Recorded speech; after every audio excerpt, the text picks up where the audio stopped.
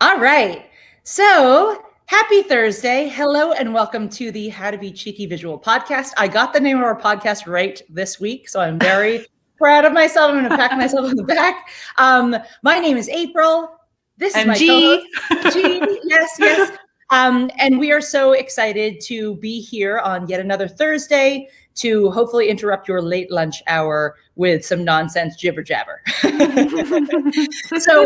right. So today we're going to switch things up. If anyone here has watched our podcast before or listened to our podcast before, we've talked a lot about entrepreneurship, in particular in the food and beverage space.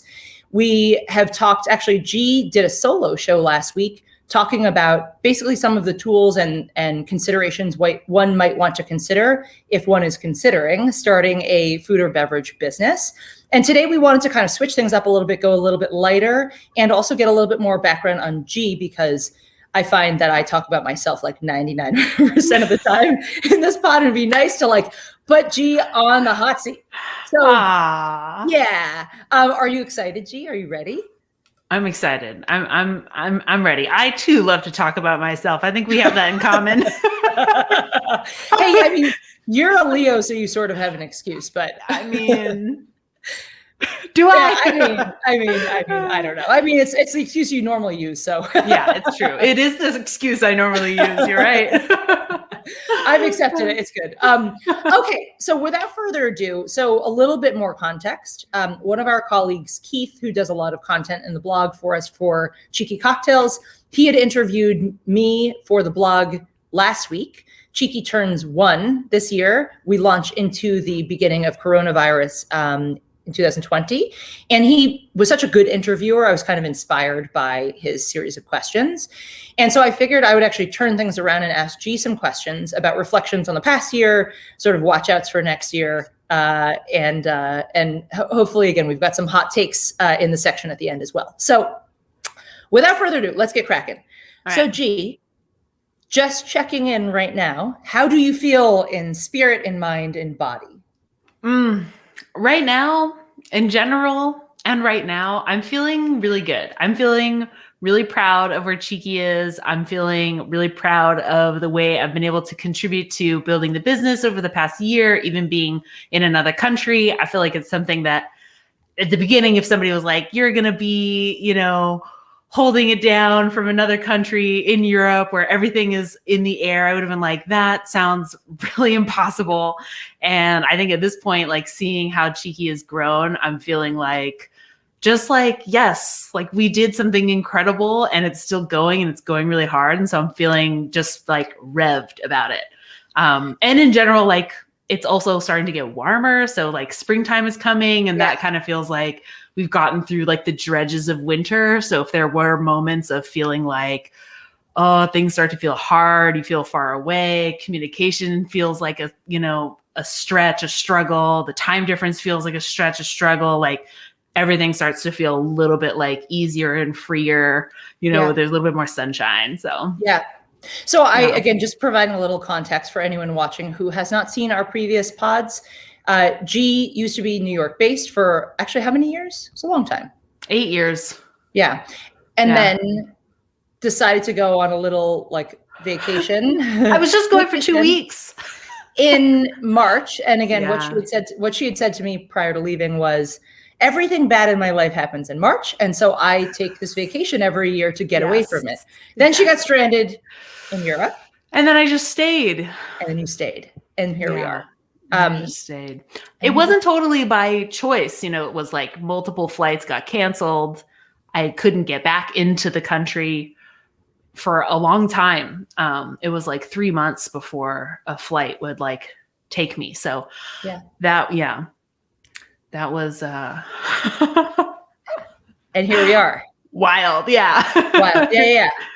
So, all right, let's pivot a little bit then. And again, some of these are intended to be sort of quick takes, but not the hot takes, which is when it gets very fast later. So if there were one word that you would use to describe 2020 for you, and again, I do mean both on a professional as well as on a personal level. So one word to describe, and feel free to think for a minute. I want to say a rocket ship, because it like, I think at first it felt like a roller coaster, like things were going up and down, up and down. And now it feels like it's actually been a crazy ride, but we're just entering the stratosphere, like it's like still at the beginning of this epic journey that feels really fast and kind of miraculous. Mm-hmm. What about for what you expect? And again, both personally and professionally for 2021.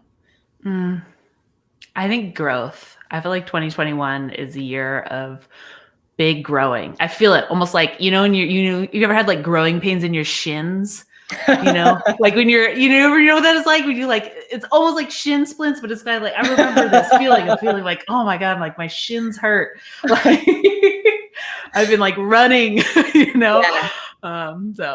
So the word of 2021 is shin splints. Shin splints. Love it. That's what it is. Yeah. Yeah. But I mean, delving a little bit more deeply into this, like, what do you actually mean by that? Because I agree. And you and I have talked about this a lot offline, but I guess what are the indicators that make you think that it's about growth? I guess I'm starting to feel like the way I describe what it is I'm doing and where it is I'm at in my life has changed words. Like I'm literally using words I've never used before to describe what I do, who I am, what I have done, where I've been. And I feel like I'm now starting to see kind of like, it's almost like I look back on like the last 8 years in New York and I see all the different like weird things that I got into or, the explorations, being a teacher, being an installation artist, like working in nightlife, working for production companies, like being a nightclub bartender to a like elevated cocktail hotel bartender. And I guess, at one point it felt really disjointed and kind of all over the place and it didn't have like an arc or a theme. And I think for the first time, I'm starting to kind of get the narrative down in which I understand how these things actually do contribute and mold to each other and are like working to build what it is I'm becoming. Mm-hmm. And I think it has something to do with kind of feeling like, I never kind of knew like what I want to be when I grow up. Mm-hmm. And I'm realizing more and more as I grow up that like the thing that I want to be, like I'm inventing, it doesn't exist yet. And so that feels good. Scary, but yeah. So I have a question. This is like not on the schedule of what we were going to discuss, but since we're talking about it, so you and I both have some Asian parents. So I have one Asian parent. You have one Asian parent. Okay, gotcha. So we've got two. And again, I think that this is normal. I think for anyone, obviously with parents, but I certainly think that there's some expectation with Asian parents about performance and like what type of job you'll get and what your sort of trajectory will look like. And you've got to be better than other people. And we had talked about that obviously in one of our past pods. But I guess my question to you is, did you feel like there was an expectation about the path that you would take? And then some aspect of what you've just described as your sort of liberating your brain from thinking this had to be prescriptive and instead saying, I can actually kind of drive the bus on this one? Yeah. Well, I mean, definitely up until quite recently. I mean, and this also being said, like both my parents, I mean, my mom is also, she's Haole. So she's grew up in Hawaii, was born in Hawaii. And like her extended family are Hawaiian and Asian, Filipino, Korean, right? But she's like of Italian heritage. And so for her, she also has a lot of this of similar kind of like Asian influenced behavior or expectation. Also like in her mind, she's like coming to the mainland was an immigrant experience, right? Mm-hmm. It was like a huge cross-cultural, shocking transition. And I mean, it was until very recently that she was still like, her and my dad were like, well, you could still go to law school. There's still time. You could still make something of yourself like what we wanted, because we wanted a physicist, a doctor, and a judge, right? Like we got like 2 of the 3, so don't fuck it up, G, Yeah. And that was a struggle for me. Like personally, I felt like, I was like, why can't you just kind of accept that I'm never going to be that? And I made that decision for myself like very firmly and kind of a long time ago. And it's kind of weird that you haven't really like caught on that that's not happening. There's no chance, you know? And like, they've both gone through a lot of like, yeah, I think they both actually, you know, changed a lot in their thinking and have come into a new acceptance and admiration also for me that is like, they kind of just did on their own. I'm really grateful for, because, you know, it would be hard now to still be so far away from them and then be like, so are you gonna, but even still sometimes they're still going to be like, well, grad degrees are really cheap in Europe. Yeah. And I'm like, you're not wrong, actually. Like, yeah. And you've talked about, you know, potentially wanting to pursue something of that nature in Europe as well. I think about it. Yeah. I think about it sometimes. Yeah. Because I mean, for a graduate degree to be like 2,000 euro, it's just like, how can you not? Yeah. He's like, so, So I want to again pivot a little bit and ask you, again, also not on the schedule. So I'm just going to completely off road from what we said we're going to talk about today. No, because I've actually been thinking about this a lot recently. Are you able, and again, I didn't give you any time to prepare for this one, but are you able, like, do you understand for yourself what you think is success? And I ask this because I would argue that like 9 out of 10 people wouldn't be able to answer that. But like, what to you is success and what to you is achievement? Because I think, again, so many of us are programmed from birth to want to please our parents and to follow their example and their guidelines. And I think for me, I think I had a bit of a different experience where I think I rebelled against what my parents' idea of like my life should be, probably when I was still in elementary school, because I just wasn't good at the thing. Like they were like, academia, like you have to go to college and then grad school and then, you know, be like this accomplished, again, academic or whatever that is, go into like the professional sphere. And for me, I just wasn't good at it. Like I was fine at it, but I wasn't the best and I didn't enjoy it and I was very distracted. And so I think I've probably been working at understanding what success is for me for years. And I think it's a lifelong process of like what fulfills me, what makes me happy, you know? So are you able, like in this place where you are right now, to kind of like pat yourself on the back at the end of a day or a week or a month and say, damn girl, like I did that shit, you know, like I fucking killed it. Yeah, definitely. I mean, I guess I have a sense of what is success for me now and what is the success that I imagine for myself later. And those are different, right? So like now I do try to make a conscious practice to honor my daily or weekly or monthly successes, because I understand that that's something that me as an individual, I need to hear it from people in my life. And I especially need to hear it from myself. And it's like, if I don't give that to myself, or if I don't ask for that in my relationships, like I shrivel. And so now I just understand that that's the thing I need. Like I need verbal affirmation. So it helps to give it to myself. I've noticed that too. Yeah. Everybody has. You know what I mean? Great job. And so you're doing great. Thank you so much. But I try to, like, when I think about success in these, like, I feel successful when I'm able to pay my bills on time. I feel successful when I'm able to like cook most of my own meals. When I'm able to do my weekly chores. I feel successful when I'm able to do a little contribution to some personal projects. So at any given time, I have a million like personal project things, either creative or learning based.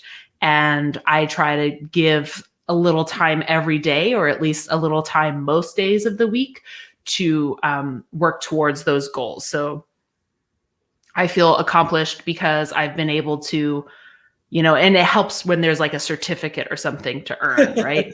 Right. It helps when there's like a thing that's like gives you a benchmark and you're like, okay, I completed this course. I get the certificate. Like, good. Now I get to put that somewhere, file it away.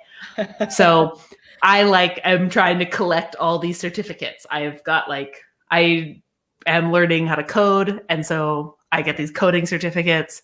I'm taking like a video editing masterclass, which is taking so long.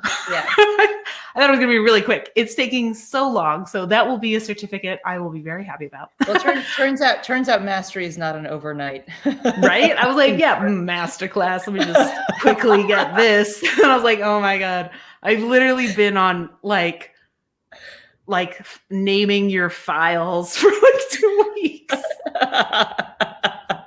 Man, I feel your pain on that one entirely, because I tend to be the sort of learner where like I'll read a little bit of the how-to manual, but like the majority of it's self-taught. I'm like, I can intuitively understand, and like I like play with things until I have some understanding of it. But typically when you do that, you miss a lot of the key elements to like being successful in the long term, which is, I think, as you described, I'm still like a little bit wonky with my file naming for videos, but you'll clean it up for me. So I know I'm really excited to get to the more like color grading type of things, or like animating keyframes. I mean, that's the type of stuff but I'm definitely not there yet. Yeah. But I didn't even answer like long-term success. I mean, that I think changes for me every week. So it is harder definitely to describe that. I have some things that feel kind of nebulous. And I guess overall it's like success for me, I think, will be being able to provide for my family. Success will be able to hopefully be able to like treat my mom really nice. Yep. Success for me has always kind of been kind of centered around being able to give back to my parents, which I clearly haven't like, escaped the kind of like pressure from my parents for that. But that feels like something that is also my own. Like I invent that for me, in which like success is going to feel like being able to have a kind of financial stability so that I can take care of my parents or help my siblings to take care of my parents. That's a big one. Yeah. I mean, that makes a lot of sense. I think like your pasalubong is like a big thing for you. So the gift giving and there's, what is it? It's the 5 love languages. Do you know what I'm talking about? I think there's 5 of them, but it's a book, and I guess a general sort of philosophy saying that everybody in the world has a different, fits into one of, I believe it's 5 different love languages. So like acts of service is one, gift giving is another, verbal affirmation is another one. And obviously everybody can have like little pieces of these things, but there are the 1 or 2 that you kind of lean more heavily towards. And I do think somehow like the tradition of like gift giving for you is like, it's clearly been part of your, I guess, mindset for years, at least for the years that I've known you. No, yeah, it's a very cultural. In fact, it's funny. Pasalubong is like the Filipino concept of when you go away and you come back and you bring a gift. But there is another concept. It's called utang na loob, which is like literally translates to the debt of within. And it's the idea that when someone does good for you, like it creates a debt of your spirit. And so you have this obligation, like a spiritual obligation, to return like tenfold that goodness. I think it's one of the reasons like that, Filipinos have there's a stereotype that Filipinos are just super, super nice. And there's a real structural cultural thing that is like, if you do something nice for me, I have to give you 10 times back. Yeah. And yeah. So definitely it's like a deep cultural institution. Yeah. I feel like that could actually be if I'm sure there are already TikTok videos on that, but I feel like there could be a really funny sort of like skit that you do on that, where it's like, there's gotta be some hip hop song where it's like, I'm in debt or something. And then you like bring just like somebody gives you an apple, and so you show up with a bulldozer of apples the next day. Like fill their backyard. You plant them in apple grove. It's that. So my mom's Chinese, and so there's definitely, I mean, again, this is, I think, an Asian parent thing, and this is not just Asia is not like the only culture that I guess has these traditions, but I remember as a kid, every time we go out to eat with the family, it's like you'd fill up, like the dim sum tables or like those big Chinese restaurant tables. You'd have like 2 to 4 of those, depending on how many people from the family showed up. And the grandma thing would be constantly ordering exponentially more food than you could ever eat. And I remember a number of years ago, before my grandma passed away, my dad and I think my sister and I went out to eat with just her. So my is my maternal grandmother. So my mom was not there. And again, there were like 4 of us or maybe 5 of us. And she was just ordering. I think she ordered like 30 something entrees. Like we literally were like, no. But traditionally, and then she made us take it, like we were just like, exploding at the gut. And like, we're like, we can't even eat this within, like, we don't have the capacity to eat this before it goes bad because there's so much.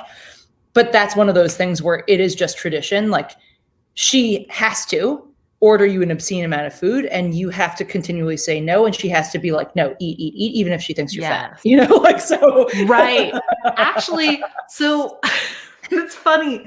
This is something that I have noticed and I also culturally grew up with, I think just because there's so much Chinese influence in Filipino culture.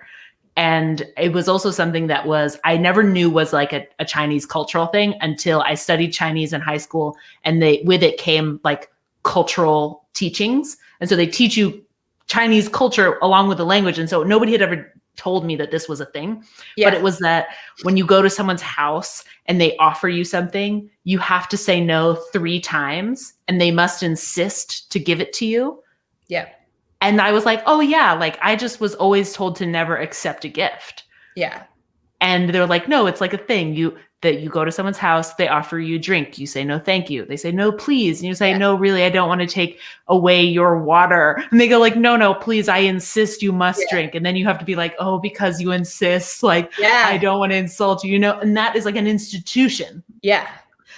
I was like, oh, I was just told that I don't deserve anything and I should never say yes.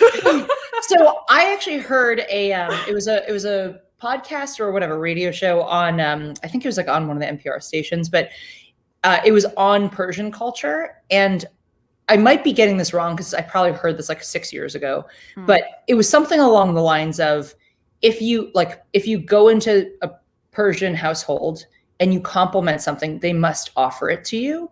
And so the story was of a like Caucasian Western person who went into this home, their friend's home, and they were like, because their manners are to say, what a beautiful house you have and blah, blah, blah.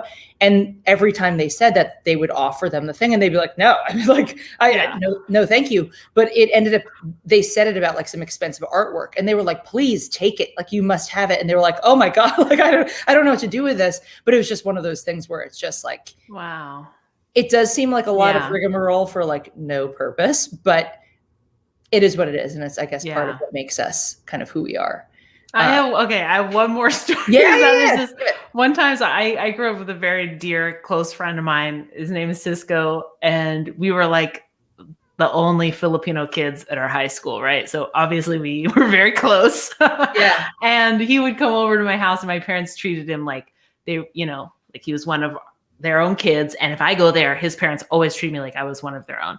Yeah. And he came over one time and he complimented my dad's shirt, which it was just like a button-up shirt from like the Goodwill, like a Salvation Army button-up shirt that never costed more than $1. This is like his staple, right?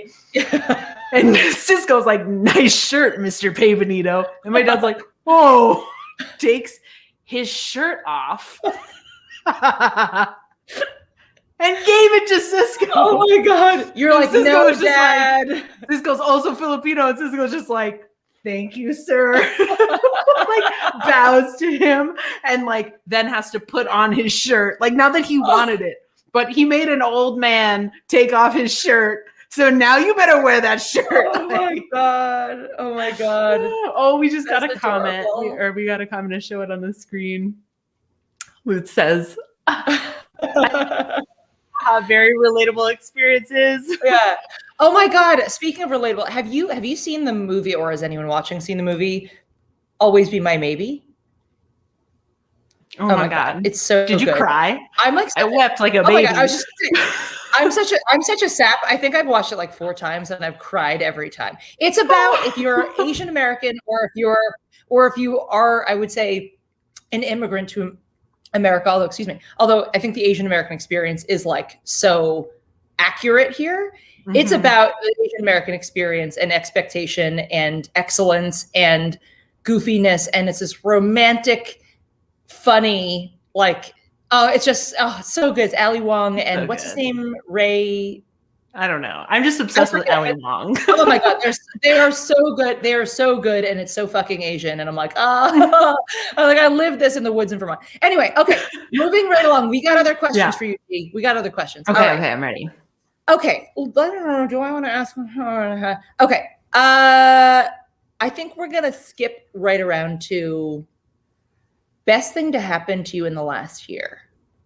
Okay, so there's only one thing I can say for this. Yes. Even though I've had a lot of good things happen to me this year. This year I got engaged. I wore my ring. I got engaged to my love of my life and soon-to-be wife, Sandra Ganza. Yay! Yay! Yeah! So yeah, that's the best thing ever. And now we're getting some comments. Amaze. I'm putting them up. Okay. Sandra's commenting. Yes. Hi, boo. It was, oh my God, it was so good. Again, I'm gonna cry every time. It's every time I see it. But yeah, so G got engaged. So exciting. So any plans? No pressure to plan the wedding, but you better invite me. That's all I'm saying. I mean, obviously, yes. Okay, so here's the thing. We really want to have like a big party. Like, I don't think we can not do it. Like, I don't want to do any other ceremony other, like, if we're going to do something, like, okay, maybe we'll do something a little bit small, but I don't even want to tell people that we do it, because I don't want people to be like, oh, you guys just got married, it's over. Like, I don't want people to like not get hype for when the thing really happens, because I want it to be like a huge blowout shebang, like destination wedding, crazy party. And so there's a thing where it's like, do we kind of get the like paperwork side done, right? Because that's like a logistical thing that is, is I guess the official thing. It's to the states of which we are party. We declare the union of our lives and our tax codes. Really. So that, I feel romantic. Like it's so romantic, right? I'm like, if we do that, don't even tell anybody. I don't want them to think we really got married. I want them to wait and think that when we're really getting married, it's when we're having a big party. So I think that we're probably going to be waiting until it's like on the other side of this pandemic thing, this pandemonium, this panna cotta, whatever. On the other side, we've got vaccines and we can travel and everybody can come. Yeah. Okay, got it. And is it going to be in Europe? Do we think? We're kind of between Greece and Italy. Oh my God, down with it. I spent 4 months, I think, in Italy. I've never been to Greece though. So really? Either one, I approve. You have my. I've only been briefly to either, and I was like obsessed with Greece. I haven't been back to Italy since I was like a kid, but everything I hear is that once I go again as an adult, people are like, you're gonna want to get married there. So amaze. We'll see. Okay, well, you better keep me posted, or else I'm gonna trash talk you on my Absolutely. Of course. I'll be like, that fucking motherfucker. I remember I was trying to send you like a Christmas card, and you were like, "Am I getting a wedding invitation?" Like you were mad. Like, no. Sorry, not demanding it all over here. Okay, so we got the one from last year. I lost my question over here. What do you think that you've gotten good at in the last year? Or what do you want to get good at that you're still not good at? I think I've gotten a lot better at my tech savviness. I have like upped my skills as in video editing, Photoshop, like design, just being able to like create documents and things. I do want to get a lot better with my camera. I recently kind of upped my camera game to a Sony, like not the new Sony, but like the one right before the new Sony. So it was a little bit cheaper. And I got it because of its capabilities, its video capabilities in especially low light. And its ability to shoot for extended periods of time in 4K in low light with really good autofocus. So that's like, I want to make cocktail videos, but I'd really like to make videos with people in them, you know, and start maybe making some like little short films or small narrative pieces is something that I've kind of really been flirting with.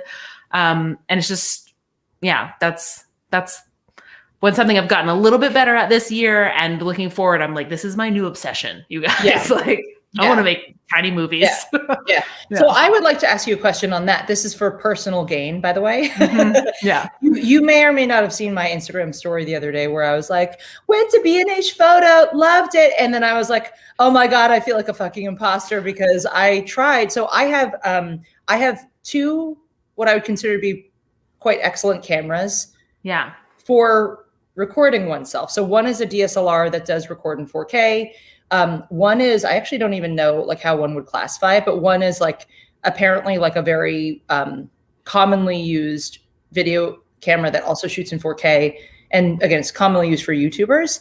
However, it was incredibly problematic trying to stream through either of them. It's easy for me to record on that and then whatever, edit the video and then broadcast it. It looks great. But the streaming portion of this, like you literally like, I was literally like, you think you just plug in the USB cable as it says and download the driver and you're good. The motherfucking thing would not work. Neither of these things would work. It was just, and the troubleshooting for it, non-existent. Almost non-existent. So you have Canons, right? They're both Canons. Right. Yeah. So one of the things, I mean, another huge reason why I got the camera that I got was because I realized that I have a Nikon and a Fuji. And my Nikon's like 15 years old and my Fuji's like 10 years old. And I realized that the software that came out that's just like plug and play for live streaming really evolved in the last 8 years and only got good like a year and a half ago and still has a long way to go. So what I found out was that even per company, per brand, you have to look up your exact model and see if your exact model is even compatible with the drivers that exist. So just saying this for anyone who might be as frustrated as I have been, I did that. And with Canon, apparently they had released Canon EOS Utility, which it's the driver that you download and they have it for all these different models. So from what I understand, they had initially for my Canon 90D, they had a beta version of the software, and then they rebooted and they launched like the actual like full version. My friend Josh D from Josh Dickinson Photo, phenomenal advertising photographer if you're looking at any point, he had made the comment to me that like there are so many problems with this because obviously these cameras were never intended to be streaming and compatible. And the sort of release schedule, it sounds like for a lot of this software was literally after the start of COVID. So it's basically been like every industry. I guess the consumer electronics industry has been trying to catch up with the demand for streaming and live video. So he had a couple of suggestions for me, like checking out, I forget what he called it, but he was saying like an HDMI cable to like this HDMI, like little intermediary. Camlink. Is that what it's called? Again, I had it in my notes, but. I was like, it's $100. And I was like, okay, $100 is a lot less expensive than a new camera. I was like, but do I need a new camera anyway? But yeah, so the Camlink to like a mini HDMI. So not even all cameras have like an HDMI. Or even a modern USB. Great. So if yours has a mini HDMI, it basically hooks up to a Camlink, which the Camlink then plugs into your like USB or USB-C or whatever you have. And somehow this Camlink interprets the communication between, in a way that it has actually existed long before most of these, Canon or Sony or anybody was actually trying to create the drivers themselves. So I think a lot of people who have done like, it's really video gamers and Twitch streamers who drove the market first. And so their solution for a long time has been Camlink. And I think one of the strong points about Camlink is that it was built to be mostly compatible with Windows, which most gamers use, which was one of the downsides for me, obviously, because I'm on Mac. So I was like, meh. Okay, I'm gonna pay $100. It's not even gonna work because I have a freaking Mac. What's the point? If anyone ever wants to know what's inside G's head, it's like that. It's a grouchy gremlin. Girls bouncing. We should make a Muppet out of you. I know, right? No, I love it. That is very helpful. I'm gonna again let you know what happens when I take this little exploration, but no, that is good to know. And thank you for again my self-serving question. All right, I want to ask you some other things. Okay. All right, here's another big question before I think we're gonna just skip a couple of these and then get into the hot takes. But what was something, if anything, that you believed to be true a year ago that you no longer believe to be true? And I have to think about this for myself too, because I'm not sure what that might be. Yeah, this is a hard one. Take a minute. If anyone has any comments, if anyone wants to share theirs, please also feel free. Right. There's one more comment. This says, second party in New York. What? What? Maybe. Down with it. And if you don't have one, that's totally fine. It also doesn't have to be last year. It could be like in the past, but I just felt like keeping it. Yeah, maybe it's more of like, I think I might have one, which is, somebody kind of said this recently. And I was like, it kind of resonated with me. And I was like, I'm still kind of sitting with this kind of topic because this was from somebody who I feel like doesn't have a lot of trouble asking for things, somebody who doesn't like really struggle with like maybe self-confidence in the workplace, somebody who's like really good at like selling their accomplishments, really good at like,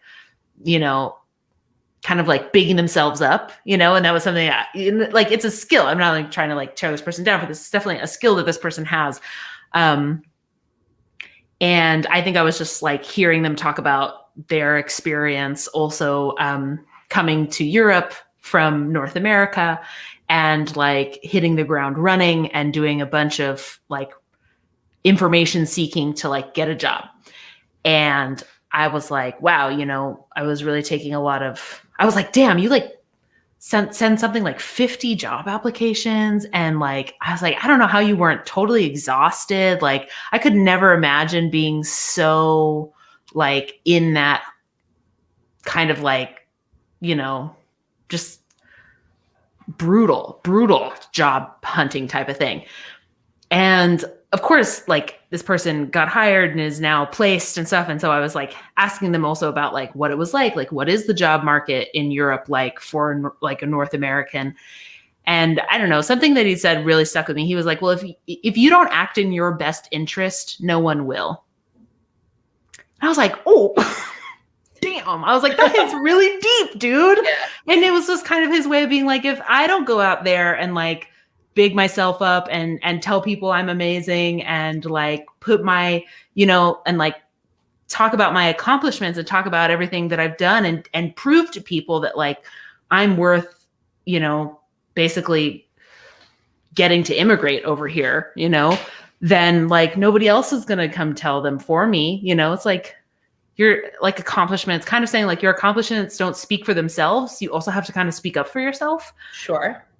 And I was like, wow, I don't know. It was something that, I don't know if it was something I didn't believe before, but it was definitely something that I was like, to hear, I realized that it struck me in this way. I was like, I don't think I've ever espoused something like that. And maybe I was like, I feel kind of like jealous. I have this sense where I'm just like, wow, that seems like some great confidence that I want to bring into my life. That's interesting. I mean, I definitely think that my my journey with like selling myself in a professional sense. To be clear, don't look at my OnlyFans.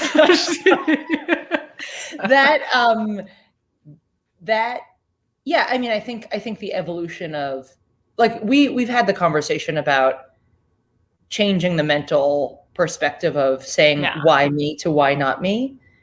And I think that confidence is like it comes on that same sort of trajectory or same sort of rainbow of like that, like all these things that I've now formulated or identified that are great about myself. Mm-hmm. Like, I think the firming up of that in your own brain is the same thing that makes it obvious to you that you need to also share that out. Right. Because I think that you need, like, when you have that epiphany or that realization, you and maybe not everybody does, but I think for me anyway, I had like verbalized that internally to myself of like, oh, look, I'm good at this thing. And I, by the way, you know this about me, but like, I like to write all this stuff out on whiteboards and I journal and this and that. Right. But like, I think when you put sort of language to that about saying like, I'm creative and I'm whatever, motivated, and I'm a hard worker and all those things that you can verbalize to yourself, it just becomes so much more natural to externalize. And you realize too, in the same way that we're doing with Cheeky, is like once you solidify these concepts, it is your responsibility to get those out there. And then I think it's like what is that? Like what is that term? It's like not gratuitous cycle. It's a self-reinforcing system, where it's like the more you say that, the more you believe it, and the more that other people kind of gravitate towards you for those things. And so it's so interesting to hear you say that, though, because again, I think you've exhibited the traits of already having had that realization. I'm working on it. I'm trying. I'm saying it. I'm like, you know what? Yes, I am fucking good at shit. Yeah. Well, no, I think, I mean, and I think like being able to say that in like an honest way without seeming either arrogant or like insanely insecure, because you always know those people, those people who come in where they're just like really like braggadocious and they're just, and you know that it's because they're super insecure. Totally. And I'm also like, look, I'm insecure. Like, I don't even want to dislike somebody for being insecure. Like, insecurity is so natural, but like, walking that line, it can be a disservice to yourself to be so braggadocious that you're like inflaming your own insecurities. Yeah. Well, but no, this is one thing that I think it's related to this topic. But I think like you've always, like, your energy is you're really great at like getting people on board. Like you're the original hype girl. Yeah, guys, let's do this thing. No, but I think again, even the sort of your delivery about like, I'm good at shit, like that's in a very likable way. And I think, again, not like we need to be thinking about like how am I perceived? Like, what do people think of me? But I do think it's a special skill to be able to be honest and authentic and forthcoming about the things you're good at, about the things you're not good at, about the things you want to work on, and have people get really invested in you. Like, I think that's a talent.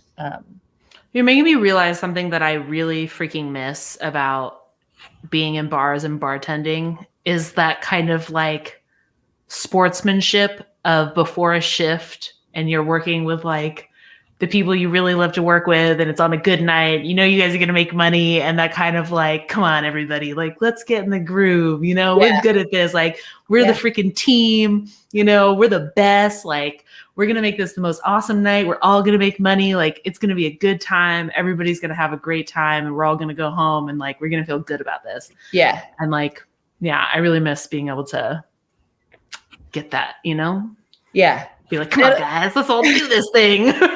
That also makes me think that you've worked with a lot of young bartenders, because I feel like the last bartenders that I worked with were just like, my body's breaking. Like, oh my gosh. And there's definitely bartenders who, if I tried to do that, they'd be like, don't talk to me like that. I've literally been bartending longer than you've been alive. So don't try to make me feel good about tonight. Exactly. Don't make me excited about this. Hilarious. Yeah. Okay, so let's real quick bounce into some hot takes. Let's do it. Okay, so this is basically, guys, I've not told G what these are about. I told you one of them, but I just want to get your hot take, just quick, immediate reaction to these things that, again, not all of these things happened in the last year, but many of them came into my awareness in the last year or got like traction in the last year. So hot take section, super quick reaction. All right, first one, home bartending. Everybody wants to do it. Not even people who do it well are good at it. Oh, dig it. I like it. That's just the truth right there. Okay. ASMR. Oh, God. People are creepy, but I also like it. Okay. Well, I feel like there's a lot of things like that in the world, right? It's just like, you're like, oh, I don't know what to make of this. This thing's strange, but I like it. Yeah. It's very soothing, by the way. I'm a fan. I requested an ASMR from a bartender who posted a picture of a cocktail with an entire fungus, like a mushroom this big, sitting in a martini glass. And I was like, we need an ASMR of you eating that whole mushroom. Oh, God. Respectfully signed, Barbacks of the world. I find eating ASMR to be really creepy. Like, That's all I'm thinking of. I don't want to hear anyone eating normally. Like, that's the only answer. One can only dine with me if they dine silently. That's why I was like, it's creepy, dude. Oh yeah, no, I find this to be really gross. But noted. But I think we should, by the way, I think on the content side, we need to do an ASMR video for Cheeky. Anyway, moving right along. Okay. This one you and George introduced me to, Round Boys. Oh, Round Boys. It's the best. It's just straight dopamine to your soul. If people have not seen this is an Instagram account that you must follow called Round Boys. And it's the Instagram for round animals. And there was a favorite one. Oh my God. Gee, if I share my screen, can people hear the audio? Do you know? There's like a way to do it. You have to click share audio. Okay. I think so. I'm gonna just try to do this on my phone. And this is probably gonna be horrible and people probably can't see it.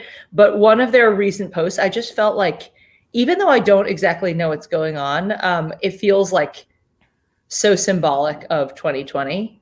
Let's see. Can you see this and hear it?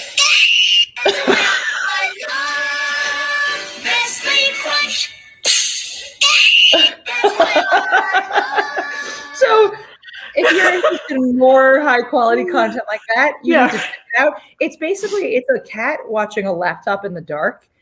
And the audio, I assume, is not actually the audio of what happened. Yeah. But somebody flicks on the light and it freaks out and looks all uncomfortable, which again, I think is all of us in 2020. So, yeah. Okay. Love that. Home gardening. Oh, I thought I was better at it than I think I am right now. I think it's important for human beings to touch dirt. I think it regulates our like psychosomatic nervous systems. And I think that people who don't literally get bacteria and like energetic particles from soil, right? Like you miss out on something as a human being if you don't do that. Yeah. I think it's like that tree thing where they say like even 2 minutes near trees, it's like it has a very calming effect on the nervous system. Absolutely. So, yeah. Okay. Next one, hard seltzer. Obviously not just a 2020's previous, but thoughts? Dude, there ain't no laws when you're drinking claws. Okay. And feet. Yeah. Okay. Got it. We're going to close on, I would say one of my favorites from 2020, Cold Bernie. Cold Bernie. Cold Bernie. Oh man, why'd they do Bernie like that? I feel like people are making fun of Bernie, man, and leave Grandpa alone. No, he's so cute. Oh my God, he so loved cute. it. He loved it. Hold on a second. Okay. I'm gonna try to find something real quick before. Hold on a second. Wow, I can't do two things at once. I think actually Aaron had posted this out the other day. Let me just see if I can. Okay. This is so cute. Okay. Now I want to share my screen. Oh, wow. I've got to close all of these things though, before y'all. What's before on you your guys. screen, April? So I We have like to 100 close. tabs. I have like 100 tabs open. Dude, I hate that. You want my hot take on that? Yeah. Don't do that. Yeah, don't do that. Okay, hold on. You can't really see this that well. Okay, I'm gonna try to share my screen. Let me see if I can do this. We have like another And comment. I think that's in relation to cold tell me what burning. it is. This is 2 words. Okay, fashion icon. Love cold it. Bernie. So true. So true. Okay, hold on. Share screen. Share screen again. It's easiest with 2 monitors. Thanks, StreamYard. Screen sharing works best on a good computer. Okay, whatever. Entire screen application window, Chrome tab. Okay. Yeah. Okay, I think this is good. Can you see this? Cool. Yeah, I'm gonna add it to stream. Oh. I think this is it's like one of my new favorites. It's Bob Ross saying, and we're just gonna paint a cold little Bernie right here and give him some happy little mittens. Oh, it's so cute. That is cute. It's so cute. And again, it's Cold so Bernie. like it ties together the theme of ASMR, cold Bernie, and the fact that we all need a little comfort in our lives. Yeah, Bob Ross is the OG ASMR for real. The OG. Okay. Hey, kid. Ending very abruptly. G, anything else you want to add before we? This was nice. Hold on. I want us to be back. Okay, there we go. I was like, what happened to our stream? Yeah. This was nice. Thank you for interviewing me. I liked this kind of laid back vibe, just talking about life and reflecting. This is a nice style for the podcast. Yeah. No, I was very, very happy to do this. Yeah. I mean, I think, again, I hope that that's what we have going here is like something that we can change and adapt as we want, and can go light or go serious or not. So yeah, and I love the comments, and it was so nice hearing about some of these things that we talk kind of around a lot offline, but it was nice to dive a little bit more deeply into some of these. So thank you for being willing to. Okay, well, have a wonderful rest of your day, and have a wonderful day, everyone. And we will see you next week on the How to Be Cheeky Visual podcast at 2 p.m. Or if you want to watch later, you can too. We just will not talk to you specifically. So, okay, goodbye. Have a great day. Thanks for watching, guys. See you.